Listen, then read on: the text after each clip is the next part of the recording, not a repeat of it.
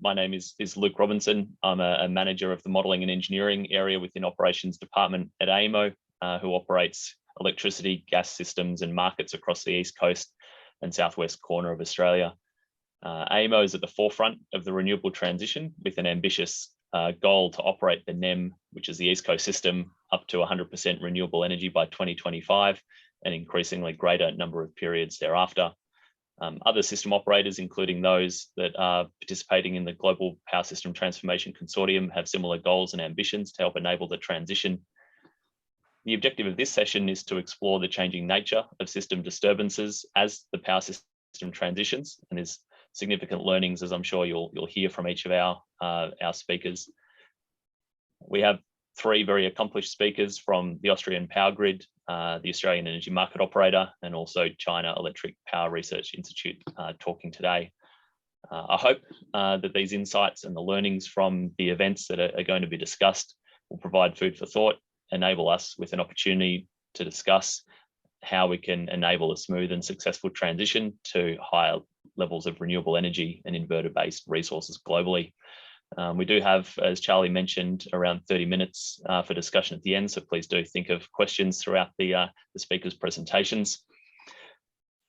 I'd like to introduce then our first speaker, Tahir, who is the head of the National Control Centre of the Austrian Power Grid. In ENTSO-E, he chairs the System Operations Committee, where earlier he managed the development of operational network codes and regional TSO coordination. In TSC, he was a member and chair of the operational board. So welcome to here. Thanks for speaking with us today, and look forward to a very interesting presentation. Thank you very much, Luke. Good afternoon, dear ladies and gentlemen. I hope you can also hear me well, and I'll try to share my screen if you allow me. May I? The Zoom asks me, I will do it. And just a second, right. Just please confirm, Luke, if you can see my screen. We can see that, thank you. Okay, great. So, well, good afternoon again. Thank you for having me here on behalf of ENTSO-E, which is the Association of European Transmission System Operators. It's not just the association, it's also a legally mandated body. I will say a few words about it in a moment. The title was Changing Impact on System Disturbance Events, and what I will very briefly reflect upon are some recent incidents which were not maybe root caused in renewables, but they have definitely some relationship today and maybe also in the future. But first, welcome, and where do I come from? Well, I come from here. This is, it's important to say with Luke, because our countries have very similar names. So it's not Australia, it's Austria in the middle of Europe. And I work here in the National Control Center, which is located close to Vienna. It's this futuristic building. It looks a little bit like a spaceship Enterprise, if you want so. And besides this, I also, as Luke said, have some current work and mandate in our System Operations Committee. And what is this, our System Operations Committee? The ENTSO-E, it means European Network of Transmission System Operators for Electricity. There's also, I would say, a comparable organization called ENTSO-G for gas, but the one for electricity is here. And if you want to learn more about ENTSO-E, then you just press here, you come to the overall summary of our functions, bodies, our mission statement, and so on. And one click more, if you go to the System Operations, you come to our System Operations Committee, which is, well, simply said, the highest decision-making body for operations in Europe. Right, so when I spoke with Luke, where we tried to define the highlights, it was about the change. In German, we see Energiewende, or in English, I think it's correct naming, energy change.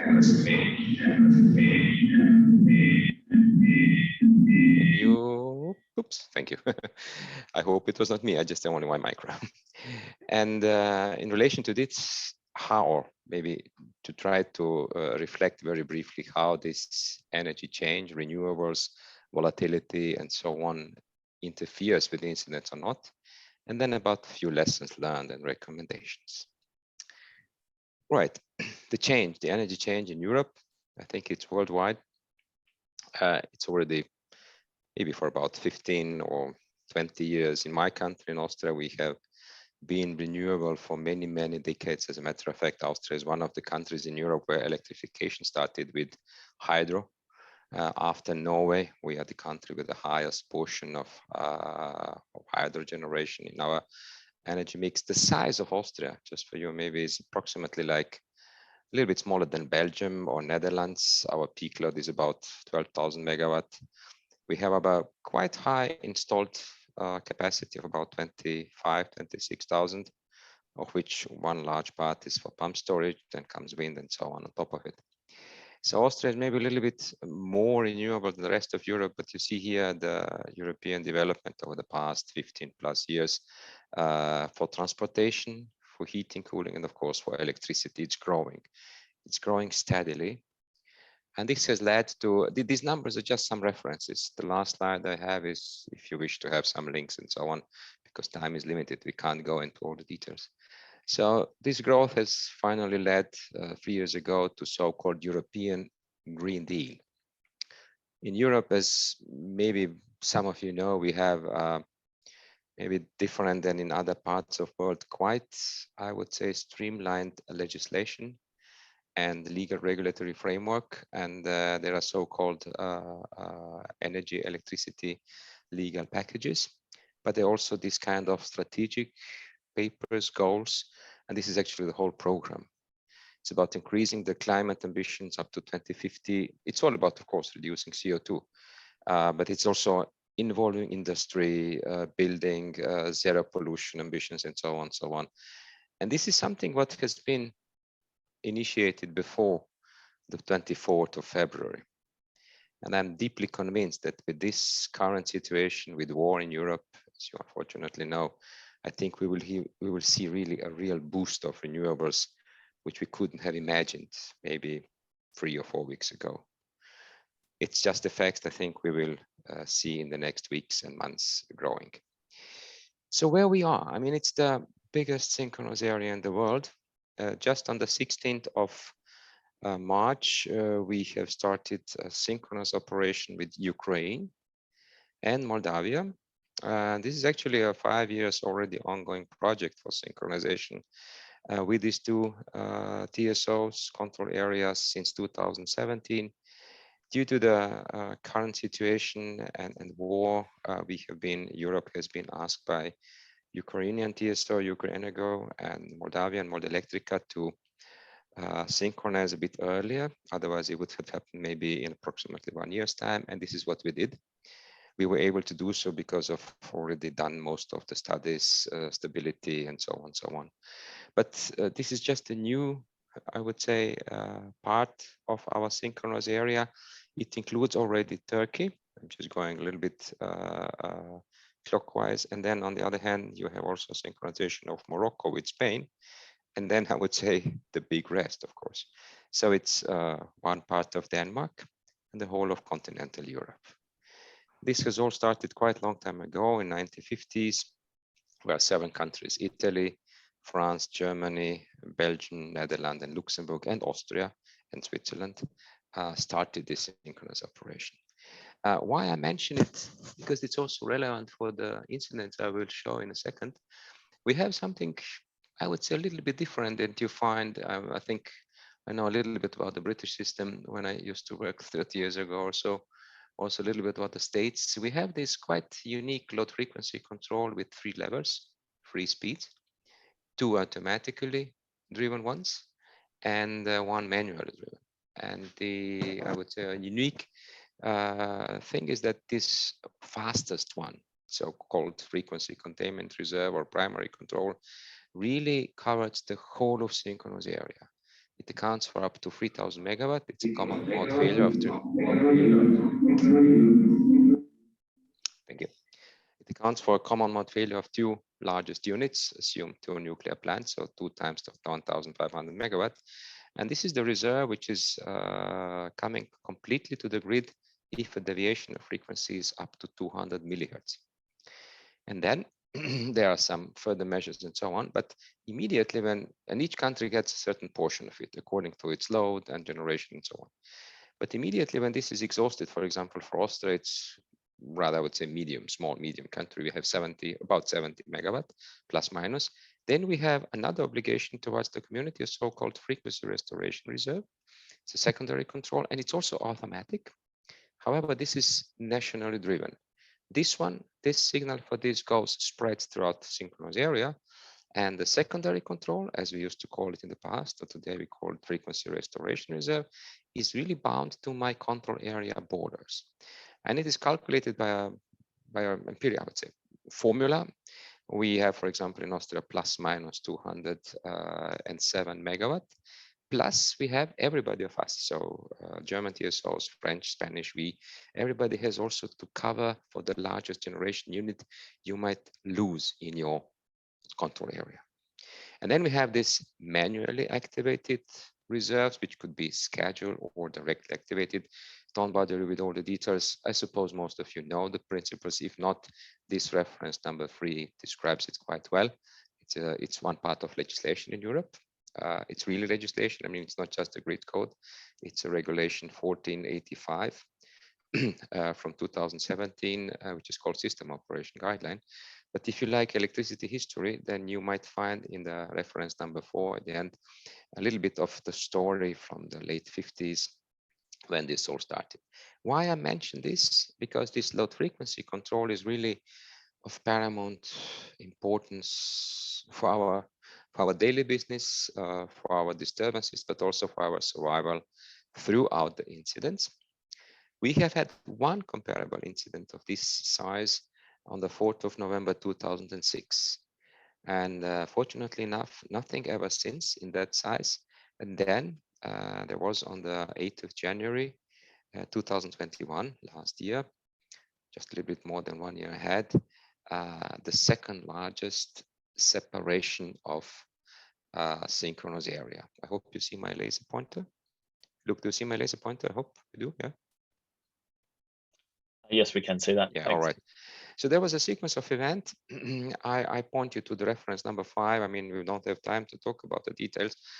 Basically, due to some combined, I would say, sequence of failures, partially technical and others, the first 2 tripping happened.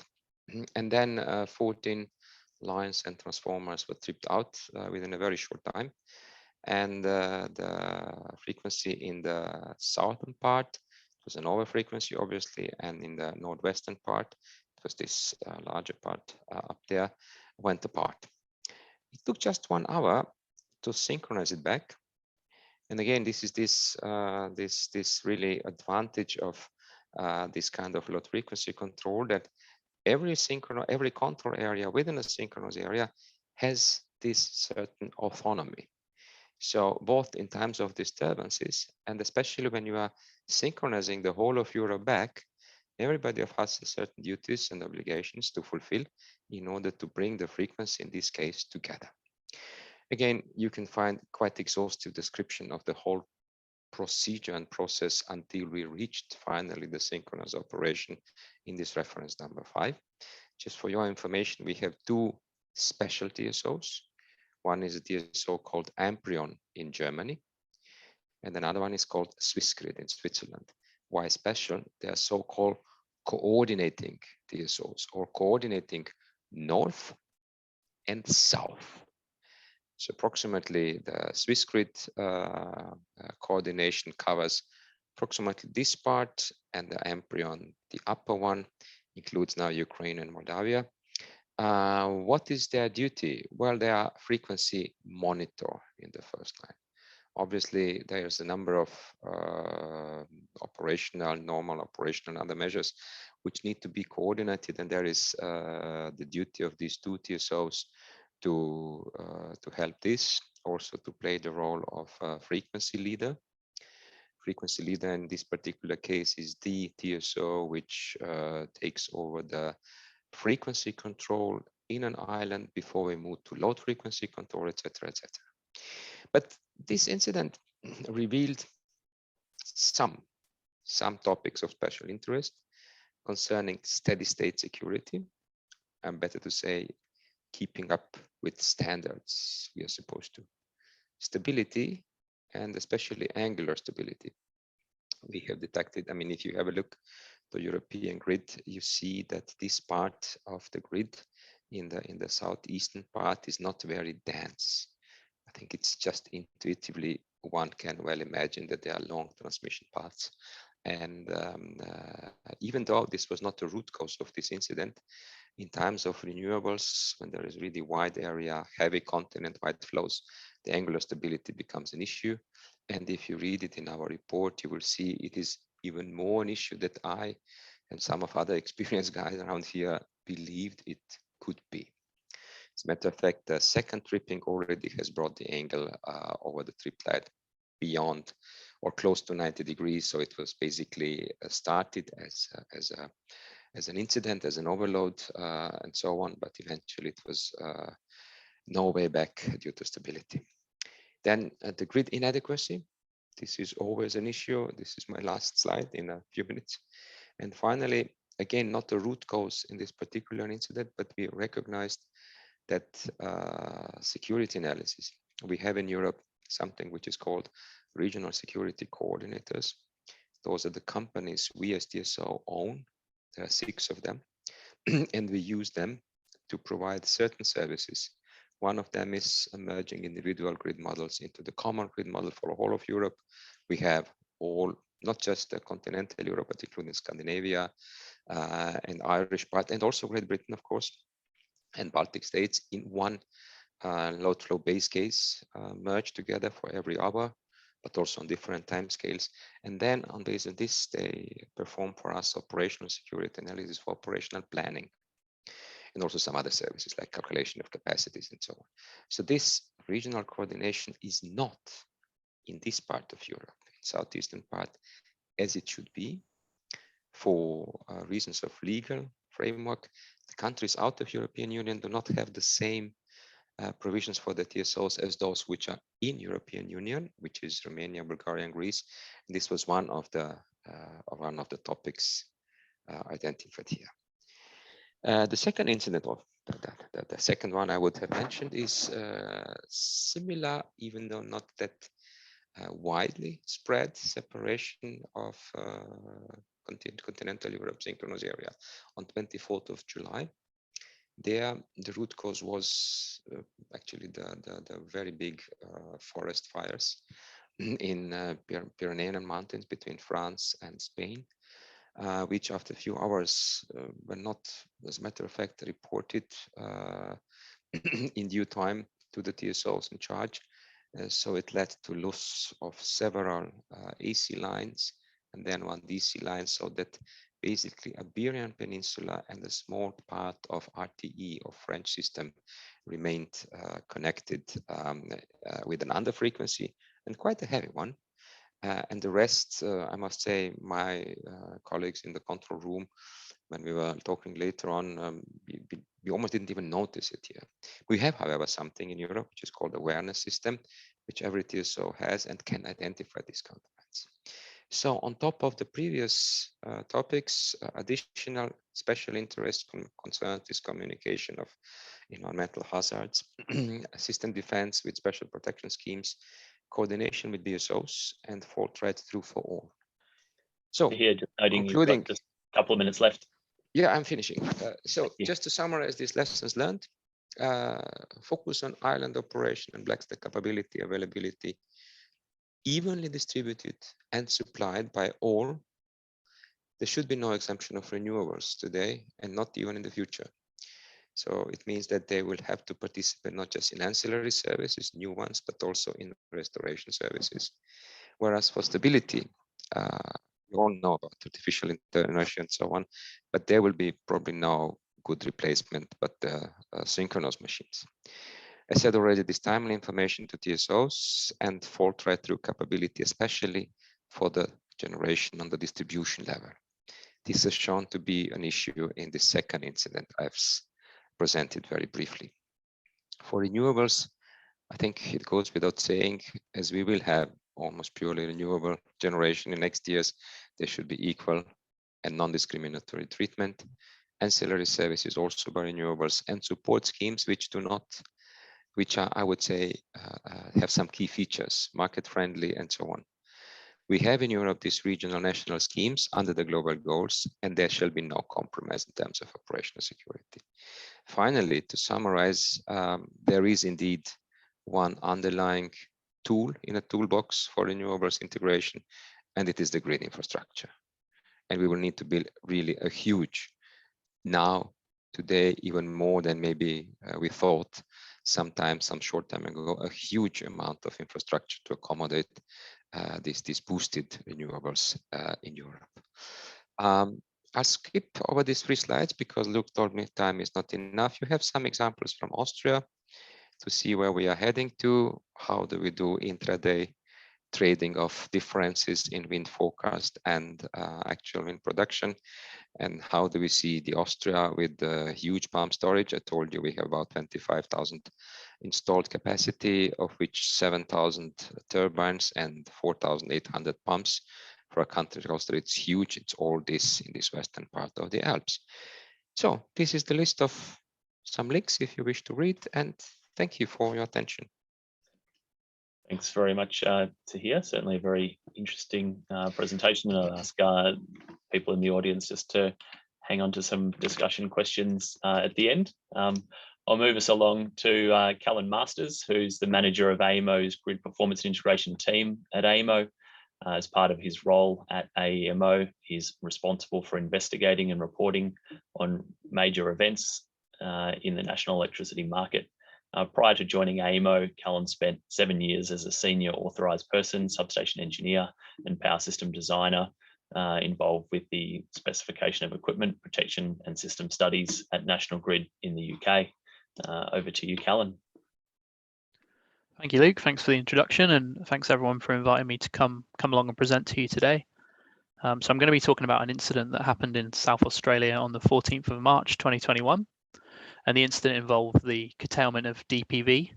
So when I talk about DPV, I'm talking about embedded photovoltaics on people's roofs or down in the distribution system. And yeah, we had to, AEMO had to curtail some DPV in South Australia to manage system security. So yeah, I'm going to give a brief overview of the Australian power system and the South Australian region in particular. We'll talk about the incident that happened on the 14th of March, take you through what exactly happened, and a focus on the improvements that AEMO identified and implemented off the back of that incident. So yeah, just to put a bit of context here, so the national electricity market, AEMO operates the national electricity market in Australia, known as the NEM for short. It's the world's longest interconnected power system, running from North Queensland to the south of South Australia, and it's shown here on the map at a high level. It incorporates around 40,000 kilometers of transmission lines and cables, and the states which form part of the NEM are shown here in black on this map.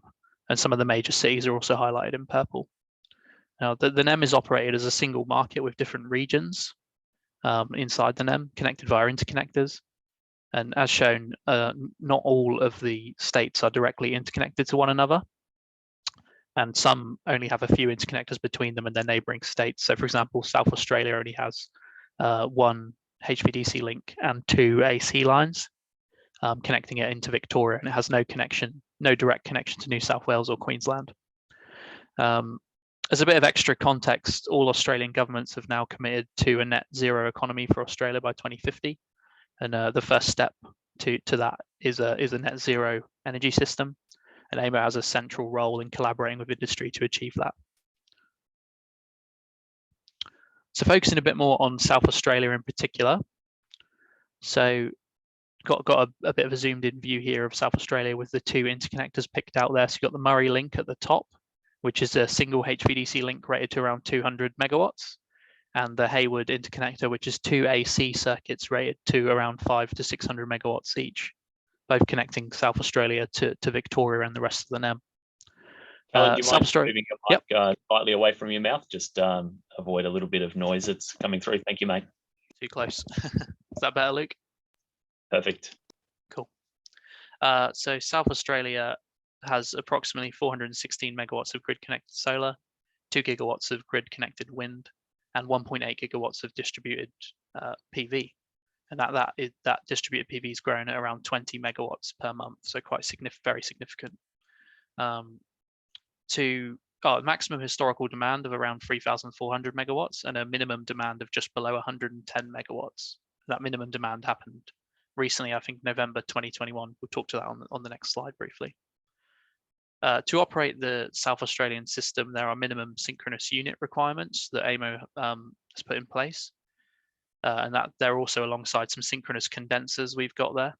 And that allows AEMO to put on the maximum amount of inverter-based resources or renewables and keep the system secure. And AEMO operates the NEM such that we need to return to a secure operating state within 30 minutes of any single credible contingency event. And by that, we mean that the system's stable, there's no overloads, voltage limits are okay, and the frequency operating standard is met. So yeah, this slide, it's quite a busy slide, just trying to convey what the energy mix and the demand in South Australia means during system operation. And I'll just talk to some key points here. So in 2021, for nearly half of the year, at some point on each of those days listed there, the renewable generation exceeded the demand, the underlying demand in South Australia. So there were points where we had more renewables in South Australia than we had demand for basically half of the year. Overall, 63% of underlying demand was met with renewable energy in South Australia.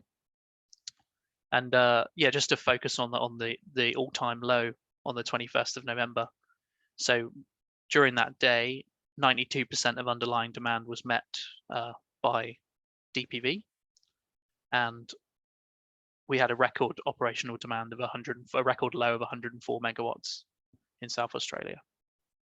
And yeah, to the right there, you've got just the kind of fuel mix here by percentages. So now to talk about the incident on the 14th of March a bit, we had a planned outage on the Hayward interconnector, which meant that South Australia was at credible risk of separation from the NEM. And when we're in that situation, AEMO has limits advice that require the operational demand to be maintained above a minimum threshold. This requirement is driven by the high amount of renewable, including renewable penetration, including DPV in South Australia. And keeping the demand at that level manages two major risks. So one is that we have sufficient demand for the minimum combination of synchronous generators that are required to be on in South Australia to operate, so that they can actually be online and provide the system strength services that we need. And the second risk is that AEMO is seeing a trend of DPV disconnecting in response to certain transmission events in South Australia and across the NEM. If demand gets too low and a synchronous generator does trip in South Australia, the combined generation trip and the DPV element that trips in addition could exceed the acceptable rate of change of frequency in South Australia and cause South Australia to separate from the NEM. And if it's bad enough, if it's not managed, it could also cause a blackout in South Australia. I should also note that AEMO is seeing some demand trip in response to transmission events, which has a helpful effect in this situation, where it kind of minimizes the overall loss of generation, but still the DPV plus the generation event is the dominant factor. Normally AEMO reports on particular power system events that like equipment failures or trips. Now the 14th of March didn't include any trips or equipment failures, but it wasn't an operating condition that AEMO had to manage, and it was the first time that we had instructed the curtailment of distributed PV. So AEMO put together a report on this one. So the key events on the 14th of March, so we've got a plot here, but I'll talk to some of the things that aren't shown on this plot. So at 7:30 in the morning, we had the first dispatch forecast, which showed that demand would fall below 400 megawatts, which was the figure on the day we needed to maintain it above, at 1300 hours. So AEMO informed the market that this may happen, and also spoke to SAPN, the distribution network owner, and Electronet, the transmission network owner, about this. Between 800 and 1430 hours, the forecasts were varied but did not prompt action. So the forecasts were moving around and made it look like the demand, when it was going to fall below 400 megawatts, was moving into the afternoon. So it didn't prompt AEMO to need to take any action. 1443, which is the first dotted line on this plot, the operational demand actually dropped below 400 megawatts, but no forecasts had indicated that was going to happen. And it stayed below there. At 1422, SAPN, so the distribution network operator, curtailed around 14 megawatts of smarter homes DPV, which I'll talk about what smarter homes is on the next slide, and that's shown here on with the second dotted line. And then at 1430, AEMO's first forecast showed that the demand was going to drop below 400 megawatts. So AEMO immediately took action and issued the instruction to Electronet, which was the TNSP, who then instructed SAPN to curtail distributed PV to bring the demand back up to above 400 megawatts, back up above that minimum threshold that we need. So yeah, from 1438 onwards, SAPN curtailed deep rooftop DPV via the smarter homes mechanism, direct SCADA control, which works for large DPV, and enhanced voltage management. And then from 1443 onwards, the operational demand returned above 400 megawatts and remained there. So the system went back to the state we'd like it to be in. To talk about the three methods there that we used. So you've got the direct SCADA control, which on the day it was around 17 megawatts that was taken off via that method. So SAPN has direct SCADA control over larger DPV systems, normally with a capacity above 200 kilowatts. So they can directly control those and trip them off when needed. The second one there is the smarter homes agents, which gave us around 14 megawatts of response on the day. So from September 2020, DPV systems in South Australia must comply with the smart homes regulations. And this basically means that customers installing or upgrading their solar systems are required to appoint a relevant agent who will be responsible for disconnecting or reconnecting them during electricity security emergencies. Now, this was implemented by the South Australian government to manage scenarios like the one that we had on the 14th of March. And when disconnection is required, SA Power Networks can contact that relevant agent with a disconnection requirement, and then the relevant agent will provide that disconnection. So that was used, I believe it was used for the first time on the 14th of March. And then the final one is the enhanced voltage control, which gave us around 40 megawatts of response on the day. Essentially, SAPN, through looking at how their network operates, have identified that if they increase the voltage at certain key substations, they can get a quite predictable response of what generation will trip off. And basically, it's older inverters that are connected to DPV will trip off as the voltage increases within safe limits. So yeah, they use that to get an additional response, an additional disconnection of DPV. So really, the key findings for this incident were that we had under forecasting of demand. Sorry, under forecasting of DPV and over forecasting of demand due to industrial load variations and forecast model inputs being off. On the day, forecasts were challenging due to variable cloud cover in South Australia, which caused a big reduction in DPV and then a fast increase. AEMO did note that the forecast deviations were not unusual and reflect the uncertainty with forecasting high DPV regions. We did confirm that the system remained secure, even though the operational demand dropped below that threshold. And this was due to favorable interconnector flows. The synchronous generator combination that was online had low minimum load requirements, so they didn't have to. They were able to continue running even when the operational demand dropped. The underlying demand was around 1,450 megawatts throughout the incident, meaning that if we had the contingency, a sizable amount of demand would have been expected to trip, which would have kind of reduced the impact of that issue. And also, there is a safety margin included in the minimum demand figure, which means that we're not operating the system at the edge of the technical envelope. And finally, one of the things that stood out to us was the procedures. So AEMO's procedures for this kind of event were intended to avoid the demand falling below that 400 megawatt figure. And this was the first time those procedures had been applied. The trigger for action was based around the forecast. falling below 400 megawatts within 90 minutes. So seeing it falling below 400 megawatts in 90 minutes in the future. And this was to give enough time for SAPN and to curtail the DPV and bring the demand back up. And it was not anticipated that actual demand would fall below the threshold and stay there without forecasts identifying it. So that this resulted in the instruction to increase the demand being issued later than the ideal time. So we had 5 recommendation areas. So DPV curtailment, AEMO recommends that frameworks in South Australia, or recommended that frameworks in South Australia were updated to require the separation of new DPV connections at the meter. And this is to enable near real-time visibility of DPV levels. AEMO also recommends that governments consider how DPV curtailment will be managed in their own networks.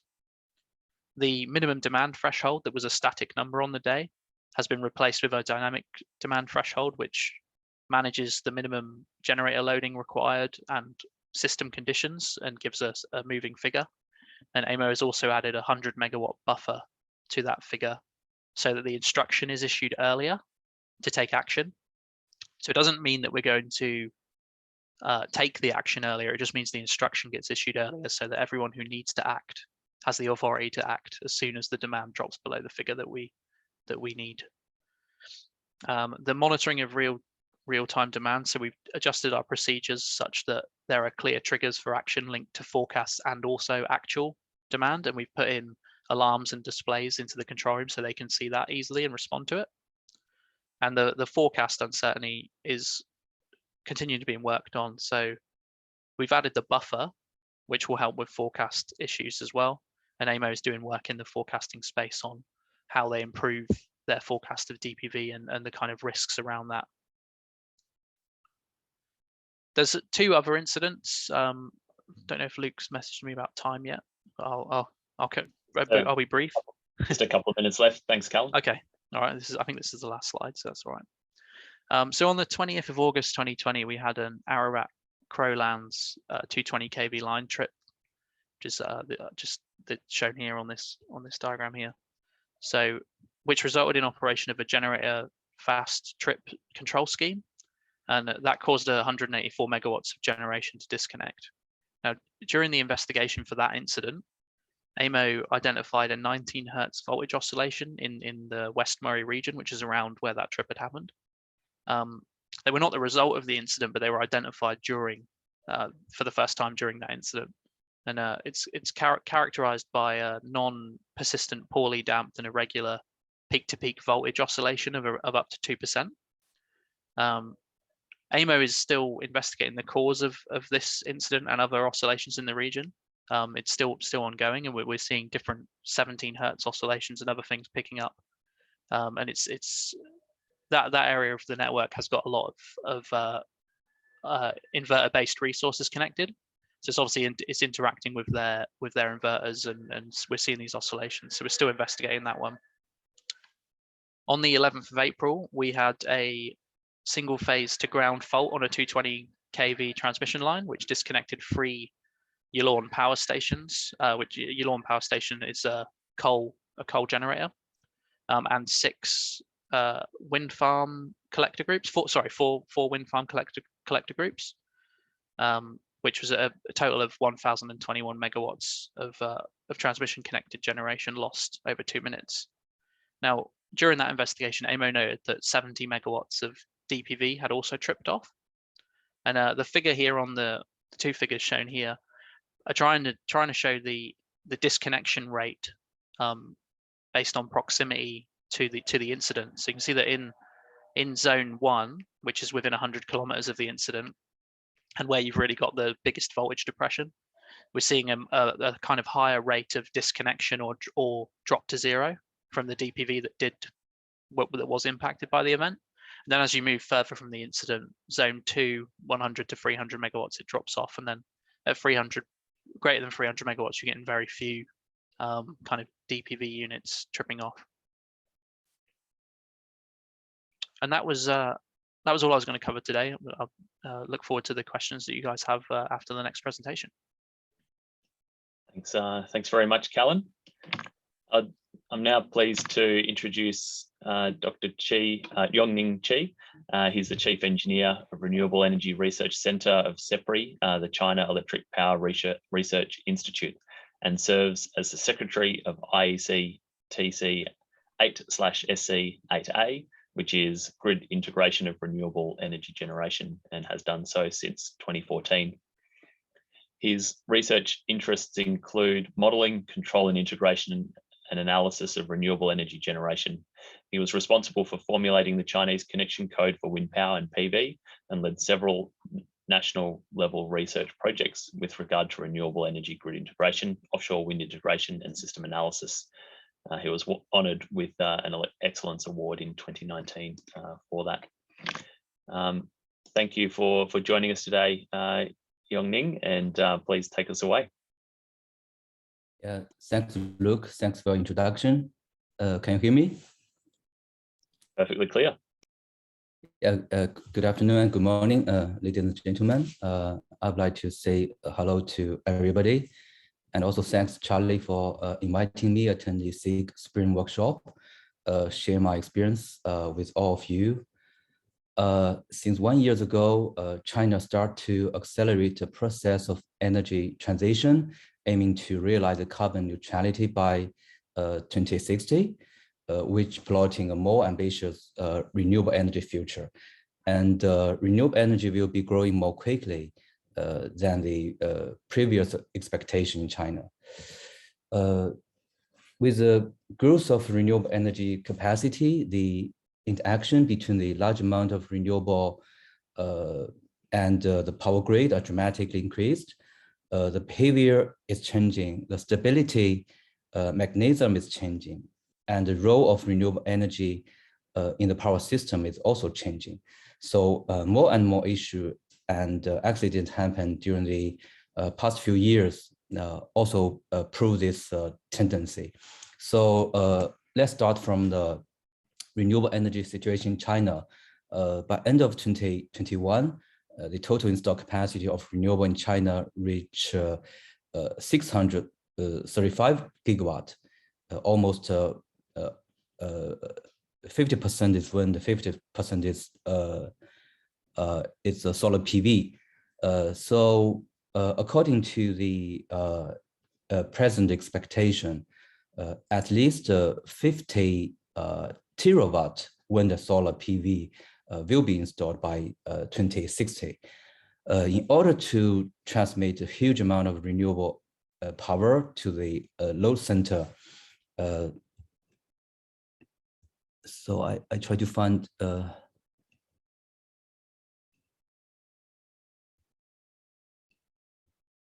yeah.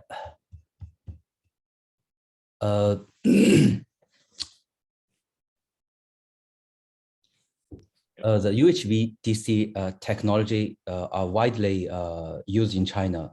By now, there are 14 AC and 12 DC UHV projects have been built up, and 2 AC and 3 DC UHV projects are under construction, with total transmission capacity over 440 gigawatt.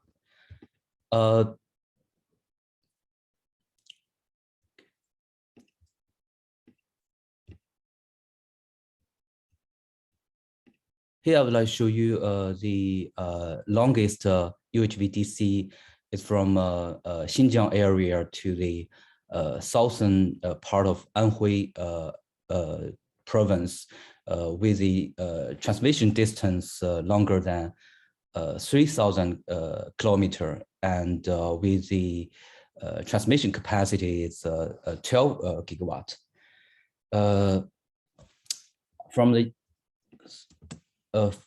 From the year of 2008 to 2011, with the proportion of renewable growing higher, wind power disconnection outage often happened and gradually turned into a very severe situation. During the year 2011, the total number of wind power outage events is more than 200 times. The following is one of these outages.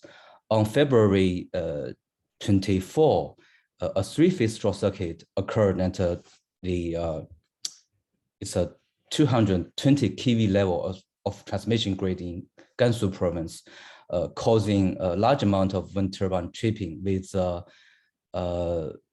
840 megawatt wind power losses, and system frequency dropped to 49.85 hertz. The main reason is because most of the wind turbines are not capable of riding through the system fault. Also, during the recovery period of time, the load flow on the grid is getting lower due to the disconnection of many wind farms, and the shunt capacity of wind farm are still connected to the grid, which causing an overvoltage after fault was clear, and also leading to more wind turbines trip. After all this outage event happened, and considering the wind power grid code published in December 2011, the State Electricity Regulation Committee, we call CERC, is a former regulation organization, now emerged into the National Energy Administration. So the CERC require all the wind turbine to be retrofit with full rise-through capability. Another highly concentrated attention is on the subsynchronous oscillation, also called subsynchronous control interaction. The first event of system oscillation with wind power plant participation was recorded in Texas in 2009. And later on, a series of very similar accidents also happened in North China power grid. But there's no report published on the accident caused by the interaction between wind and the synchronous machine until 2015. On July 1 of 2015, wind farms with type 4 wind turbine in Xinjiang Hami area play a strong interaction with the VKC grid and a synchronous generator, resulting in a very severe power oscillation in the frequency of 30.7 hertz. And the full converter control of the wind turbine actively participate in defining the characteristic of the interaction. Due to the power oscillation frequency well matched with the natural frequency of the neighboring synchronous generator shaft, also with 30.7 hertz, and torsional oscillation of the neighboring turbine generator unit shaft are triggered. After a period of time, the torsional vibration protection had been activated and leading to an outage of 3 thermal power plants, each with 660 megawatt capacity. So this event is the first time to show the interaction between the wind and the synchronous generator. The post-fault analysis on the data recorded by PMU also show the direction of subsynchronous power is from the renewable area. For example, power plant A, B, and C to the thermal power plant area. In this figure is M. And the system behavior still keep changing when the penetration of wind and solar are getting higher. So in this part, I also use another two actual cases for illustrating the system behavior changing. One is the simulation case for Northwest Power Grid scenario in 2015. A 3.5 gigawatt power loss happened at a load level of 68 gigawatt. In the case of 12 gigawatt wind power capacity, the system frequency drop is 0.3 hertz lower than no wind case. That shows the system frequency regulation capability was declined because the wind and PV installation will replace some thermal power plant capacity. A second case was also happened in 2015. a bipolar block fault occurred at the UHVDC system from Sichuan province to Jiangsu province with the voltage level is plus minus 800 kV, which block leading to 4.9 gigawatt power loss, and East China system frequency dropped to 49.56 hertz after 13 seconds. You can see the nadir is here. The primary frequency function of the thermal power plant were all activated to increase the reactive power and help the system frequency back. And after 1 minute later, the system frequency back to this level. During this time, the AGC of the thermal power plant start to operate and take over the responsibility to restore the system frequency back to normal. Totally after 5 minutes contribution by primary frequency regulation, secondary frequency regulation is also called AGC, the system frequency went back. So these two cases clearly show the renewable energy penetration as well as the HVDC application could increase the system risk of power loss and system frequency instability. So another quite important issue attracts a lot of grid operators' concern in China is the overvoltage risk caused by UHVDC system commutation failure. The main reason of LCC HVDC system commutation failure are the low grid strengths or short circuit or system short circuit at the receiving terminal. Commutation failure will cause an overvoltage last for 60 to 100 millisecond duration. If there's 2-time successive commutation failure happen, this voltage variation period will last for 400 to 500 milliseconds. So if the HVDC function not equipped with the wind turbine shall have a risk of disconnection by overvoltage. On the other hand, the successive up and down voltage behavior also bring more stress to wind turbine mechanical and electrical system and more challenge to the converter control. So how to improve the frequency of wind, the performance of wind PV generation to adopt the system commutation failure to adopt the successive system fault need to be carefully considered. In order to ensure the system security and stability, the grid technical requirement to the renewable energy generation, we also call grid code or connection code, should be considered. Let's make a very brief technical summary here. In a scenario of high wind and solar penetration, the system performance will be dramatically influenced. For example, the system inertia capability for frequency control and dynamic reactive power capacity are all declined. In order to guarantee the system stability, the fault rise through controllability of wind PV shall be required. And the responsibility for voltage and the frequency regulation shall be partially undertook by wind and solar PV power plant.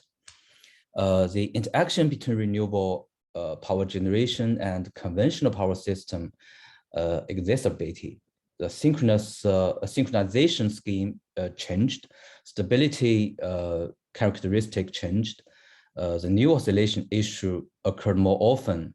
For example, subsynchronous control oscillation.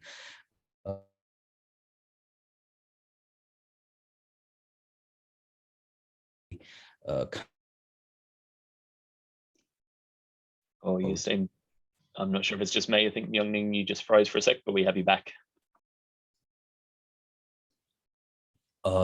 Sorry, so. Please continue. Yeah. So if it's possible to turn off my video. I think it's fine now. Okay. So I also have another part of slides updating some information on standardization. So the old edition of a grid requirement to wind power in China was published in 2011, technical rules for connecting wind farm to power grid, which started to be upgraded since 2018 and finished the formulation by 2020. Now it's changed to two parts. Part one is mainly focused on onshore wind power. The new edition of this grid code incorporating some new requirements, including successive for rise-through capability.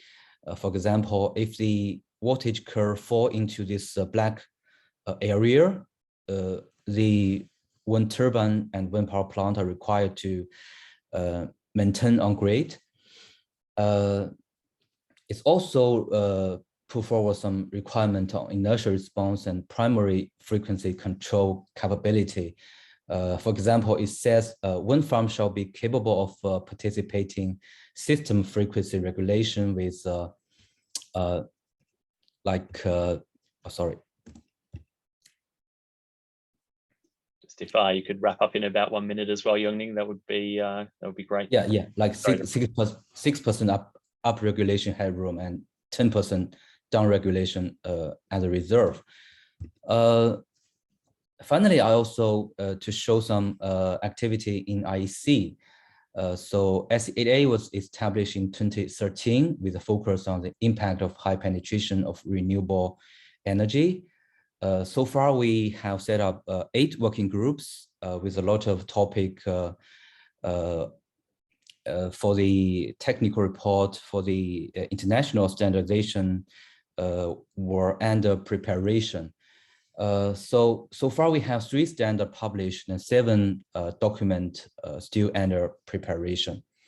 So among the working group, I would like to emphasize on the joint working group 5, led by Jason McDowell from GE and Professor Jiabing Hu from Huazhong University of Science and Technology, covering several very interesting topics I show here. So all the draft reports are finished right now and in the circulation procedures for comments and suggestions. The publication of these deliverables will bring more insight and values to the renewable energy society and to all stakeholders. So I would like to close my speech with a Chinese saying. You can see it's a 道阻且长，行则将至 is a Chinese pronunciation. That means the road before us is long and winding. Depart now and we shall be arriving. Okay, thank you. Thank you very much for your attention.